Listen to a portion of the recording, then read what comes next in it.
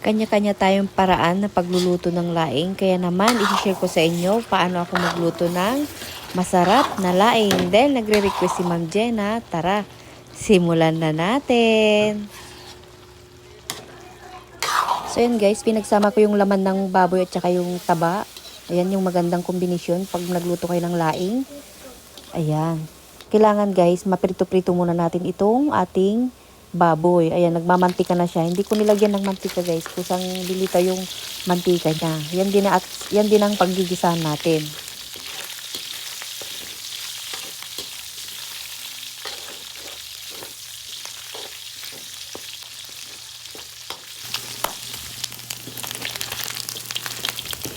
Ayan, okay na yan.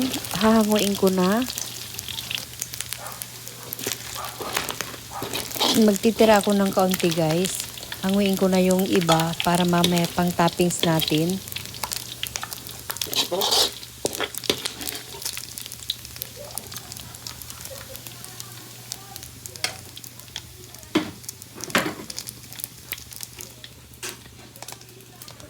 Ayan, magigisa tayo ng bawang sibuyas at luya. Nasa sa inyo guys yung dadamihan nyo. Mas masarap pag maraming bawang, maraming sibuyas. Ayan, gisa-gisay lang natin ito. Hindi kailangang papulahin. Kailangan maamoy lang natin yung aroma niya. Saka natin ilalagay yung ating bagoong. Ayan, ang panimpla ko guys dito ay bagoong alamang. 2 kutsarang bagoong alamang ang nilagay ko guys. Yung ating laing, siguro mga 1 kilo yung dahon na pinatuyo ng gabi. Maglalagay ako ng pamintang durog or paminta powder. Bali, ayan, 1 kutsarang maliit na yan. Teaspoon.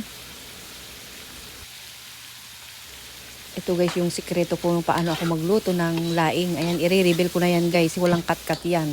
Kung ano yung tinimpla ko, yun lahat yung ating lasa ng laing natin. So ayan, naglagay ako ng 1 buong pack na ginisa mix. Sinama ko na sa paggisa lahat. Ayan, nung nagisa ko ng maigi guys, yung mga ingredients natin, ilalagay na natin yung pangalawang gata.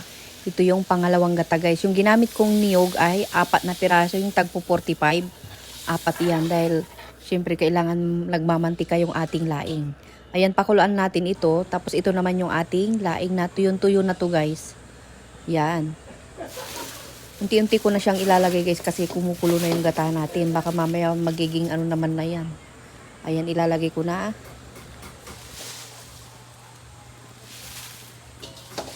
Nagsama-sama ko na dito sa 1 kawang maliit. Bali itong kawa ko guys, 3 kilo yung maluluto niyang pansit dito. Kaya ayan, sama-sama na sila dyan. Sabi nila bawal daw haluin kasi baka kumate. Pero hindi naman guys kasi ako naman hinahalo-halo ko naman yan. Pero ganyan lang naman yung paghalo ko, parang diin-diin lang. So shout out po sa mga viewers natin dyan, yung mga nanonood sa atin na walang sawa magsuporta sa ating channel. Ayan, naglagay pala ako ng dahon ng tanglad. Kaya dapat kanina pa yan nung kumukulo pa yung tubig niya. Nahuli, nakalimutan ko guys. Kaya ihahabol natin. Kailangan talaga may tanglad para dagdag din pampalasa at pampabango ng ating laing.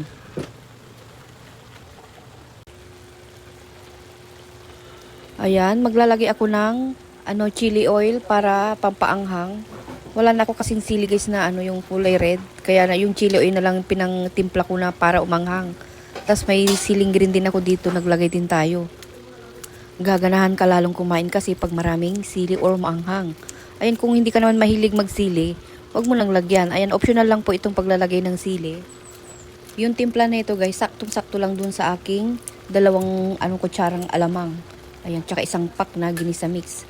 So ayan, haluin. Dito na natin hahaluin talaga guys. Ayan, kasi naninikit na yung ilalim niya. Pero wala pa dito yung kanyang yung gata na kakanggata. Dito pa rin natin siya ilalagay. Ayan, ilalagay ko na rin po yung ating mga baboy na pinirito kanina. Tapos yung kakanggata, ayan. Yan ang kanyang final. Naku guys, ihanda mo ang kanin, talagang mapapa-rice ka dito sa ulam na to. Dahil konting ulam lang nito, konting laing lang. Marami ka talagang makakain ng kanin. So, nako, handa mo talaga yung kanin sa ulam na to. Ayan, pag duman ito sa newsfeed mo, nako, sign na to para magluto ka rin ng laing. Ayan, okay na yan guys. Kunting na lang, kunting simmer na lang. Malapit na itong maluto.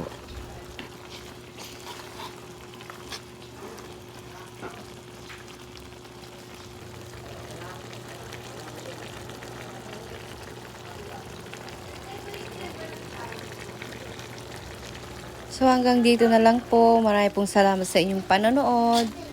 Bye!